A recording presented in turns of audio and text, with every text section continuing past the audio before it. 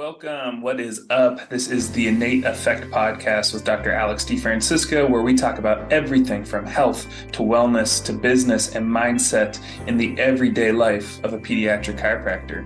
So without further ado, let's get into it. Welcome. What is going on, guys? Welcome to episode 5 of the Innate Effect podcast titled Keeping Your Promises. So today I want to focus on more of the business and personal development side of things for this podcast. Now, I'm just going to start with this. I'm certainly no expert in this compared to people like Alex Hormozi or Tony Robbins. Cody Sanchez is somebody that I've been listening to more recently. Definitely not on their level, at least not yet, right? So I'm not going to sit here and claim that I'm an expert in this field.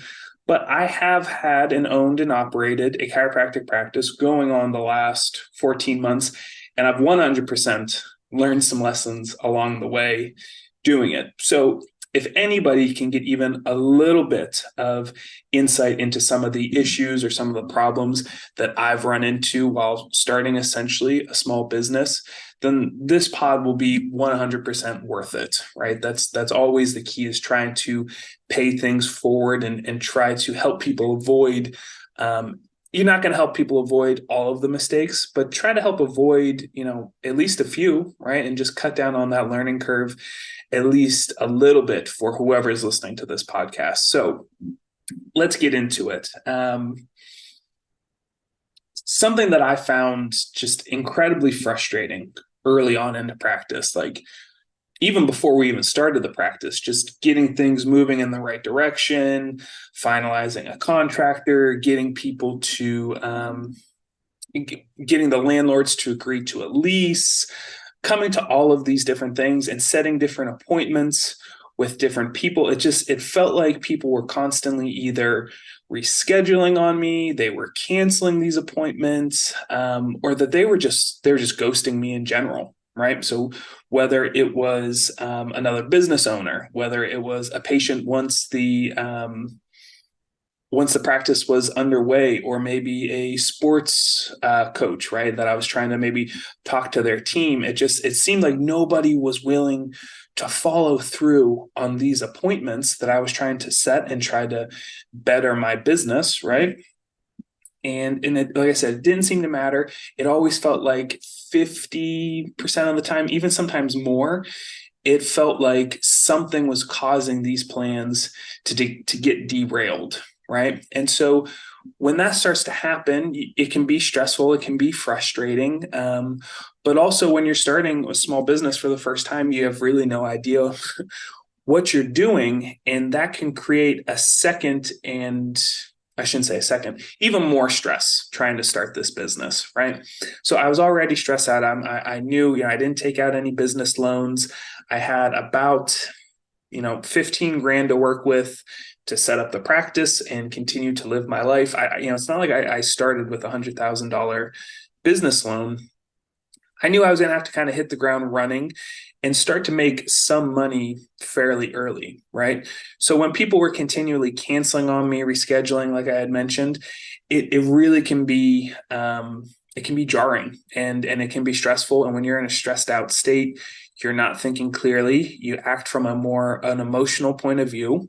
So when these things were happening, I should have taken a more objective and an analytical step back and think to myself, all right, so why is this happening, right? I never did that.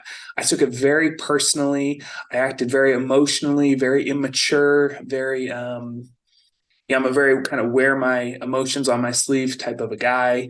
I've had to work my entire life at that, something that I've talked to my dad quite a bit on growing up. I was always such a sore loser. I never liked that. And I would wear it on my face and I would get just so emotional. Like, why isn't it going my way? And that's how I reacted to these situations, to these cancellations, to this rescheduling, or like I said, people ghosting me. So like I said, out of that emotion, I eventually I came to the conclusion, like, all right, fine, I'm just going to have to work harder, right? I just kind of came to the conclusion that I'm gonna have to work harder, that I'm better than most people, which is why I'm always keeping these appointments, right? Everybody's rescheduling. It must be their fault. It's their problem. I'm just better than most people. And, I'm just going to have to work harder to counteract some of these things that are working against me, right? So again, probably not the way you should be thinking about things, right? You shouldn't be thinking that you're better than most people. But like I said, I was stressed. I was in an emotional state. People kept canceling. I'm like, all right, roll up your sleeves. Nobody cares. Work harder, right? I believe that's a Lamar Jackson quote, right? Just nobody cares. Work harder, right? So this eventually caused me to come up with a couple of counterweights or ways to make sure that this didn't happen in the future, right? So some of the things I started to really emphasize, 4 or 5 months into practice, actually probably closer to 7 or 8 months, I became a much better student of my time and of my calendar. I'm like, all right, so where do I need to be? What do I need to do? Because for the first 6 months of practice, my wife and business partner, she wasn't even in the same state. She was in Utah finishing up her degree, right? She had an internship out there. So it was just me. I had nobody else in that practice. It was just me in a city that I didn't know. And so I had to get really good at understanding, like, all right, I've only got 24 hours in a day. I'm asleep for what, 6 of them. Boom, all of a sudden now, I'm down to, what is that, 18 hours in a day, right? I have to be as efficient as humanly possible and leverage my time to the best of my ability. So I got really good at keeping a very strict calendar.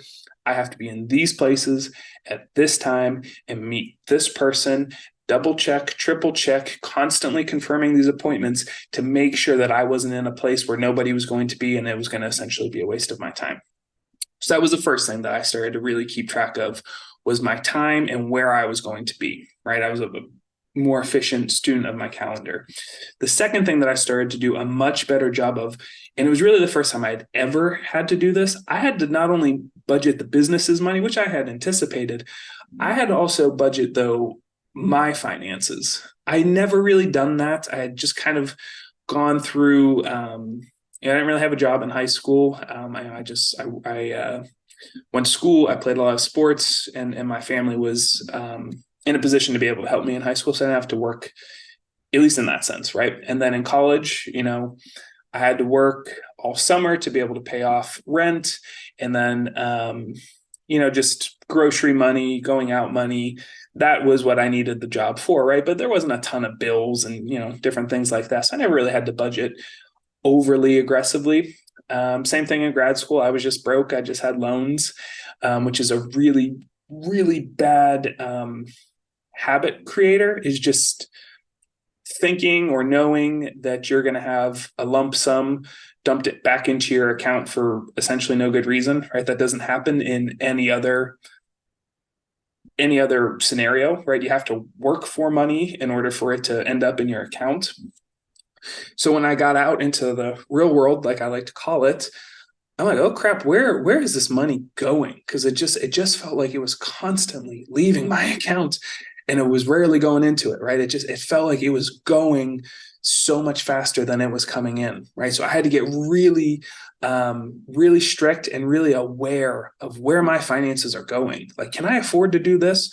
Do I have enough money to be able to do that? And am I going to put myself in a hole if I do this? So I got much better at budgeting not only my time, but quite literally budgeting my personal and business finances, right? And then the third thing that I learned to do was I learned to cut down, but also optimize my weekly to-do list, right? I did less technically week to week, but I got more done by way of completing tasks, right? So I would start the week with 25, 35, 40 things. I'm like, I got to do all of these things this week, right? I'd have this big, long, huge list, and I would get to like Wednesday and just be overwhelmed. Like, I haven't done any of this.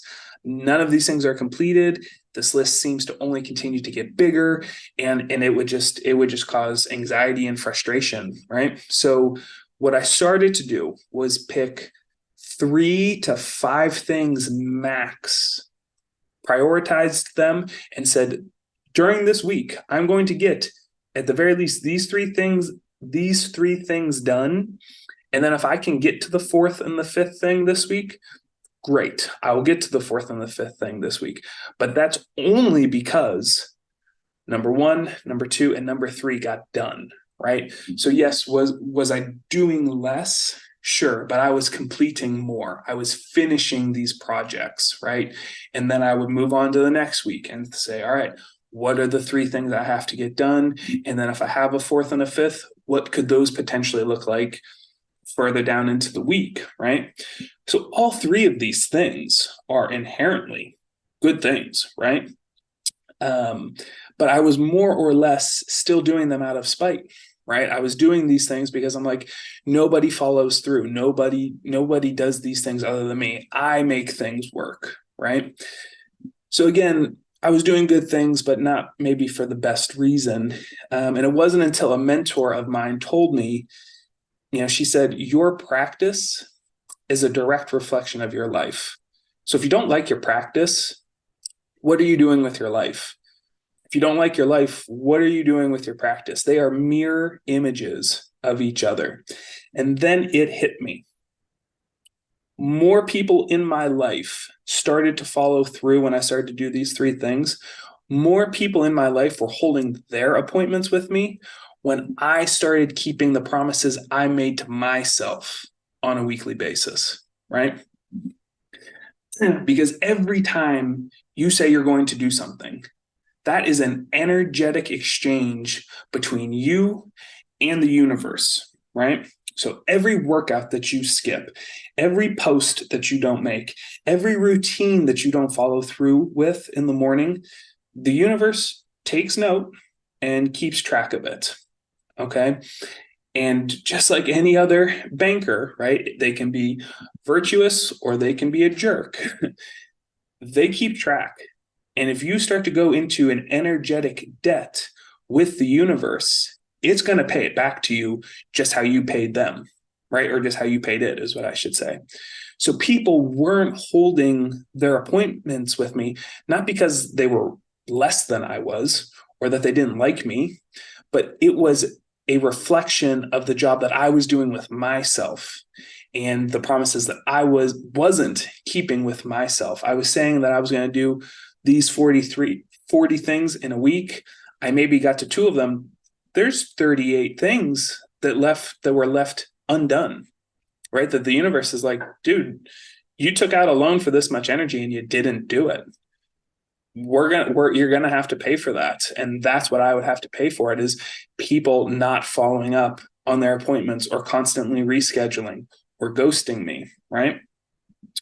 So once you start seeing the universe as the virtuous banker that it could be, you start cutting down on the amount of things that you say that you're going to do. You start to prioritize, you condense, and you execute those things, right? And that's when you're going to start to utilize what, if you listen to anybody who's anybody right now that's successful at literally anything, I don't care what it is, they talk about the compound principle effect and using it to their advantage, whether it is monetarily, whether it is skill-wise, whether it's working out, whether it's sports. The best ones will tell you, I do the same things over and over and over again until I get perfect at them. And the universe rewards them because they say they're going to do these things. They do it. Now they get rewarded through the universe. That's why these things start to happen. So as I started to do these things more, right, as I started to be a better steward of my time, of my money, and condensing down on my to-do list, I started to string a couple of these weeks together. And that's when I started to really make some progress, right? So instead of having 100+ things that need to be done in a week on top of a morning routine that's 2.5 hours long with 7 individual parts that have to be done in a specific order, you're really taking out a large loan with the universe saying that I'm going to follow through with this on a daily basis. I mean, if this is something that you're willing to do, great. But that was something that I really got from Alex Ramosi, where he's like, I don't really believe in these morning routines. Wake up and start working, right? So I'm not telling you to not have a morning routine. I have one, but it is way less than what I used to have to put myself through in the morning. I've got one or two things that I do in the morning. I make sure that I do them religiously, and now I'm checking them off, right? The debt that I'm incurring, I'm paying it back to the universe as I'm taking it out, right? So 4 things that you can do: prioritize, condense, claim it, say you're going to do it, put it out into the world. I'm going to go do these things, and then execute them, then do it.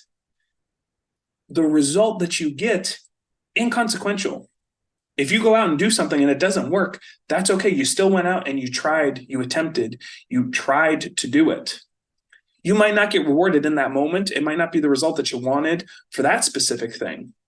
But a little bit later into the week, 1, 2, 3, 4 things, all of a sudden they fall into your lap and they seem to just happen for you.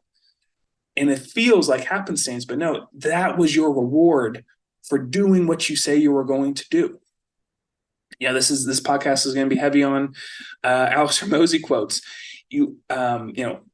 Self-confidence is not attained by shouting affirmations at yourself in the mirror. It's by developing an undeniable stack of proof that you are who you say you are, right? That's what he says. Do the things that you say you're going to do, and you will be rewarded for them. And if you string enough of these weeks together and you're able to watch just how quickly life can turn for you on a moment's notice, or at least it'll feel like it's a moment's notice, but in reality, you've been building up this goodwill with the universe for months now. And what felt like, boom, just kind of a snap thing, that had been building up. And that's how you ended up with it. Nothing just happens. There's no just, it just fell out of the sky, right? People don't get lucky. They work for that luck, right? And that was something that I had to really learn the hard way, was that if I'm going to say I'm going to do something, whether it's to me or it's to my wife or it's to patients of mine or other business owners, I better follow through. Because one way or the other, I'm going to have to pay for that debt that I just took out. Right? So before you start expecting people to follow through on their promises to you, you better start working on keeping your promises to yourself and keeping promises to other people. Because if it doesn't start with you, nobody's going to follow through. Nobody's going to follow through the way that you're expecting them to, right? So if you can do that, watch the rest of these things just seemingly fall into place. So I hope you got a lot of value out of this episode. Hopefully this applies to just more of a broader spectrum, right? This is also the type of pods that I want to do, where it can be used for anybody and everybody in any situation. So if this resonated, go ahead and post it, send it to a friend, tag me in it, send me a DM if you want any advice or you want to talk out something or just something resonated. Go ahead, shoot me that message. And yeah, I'm really looking forward to this. This has been so much fun, and we're going to keep doing it. We're not going to stop. I took out a debt saying that I was going to do this podcast, right? So we're going to keep doing it. I love you guys. Thank you for giving me this opportunity. And until next time, this is Dr. Alex DeFrancisco with the Innate Effect podcast.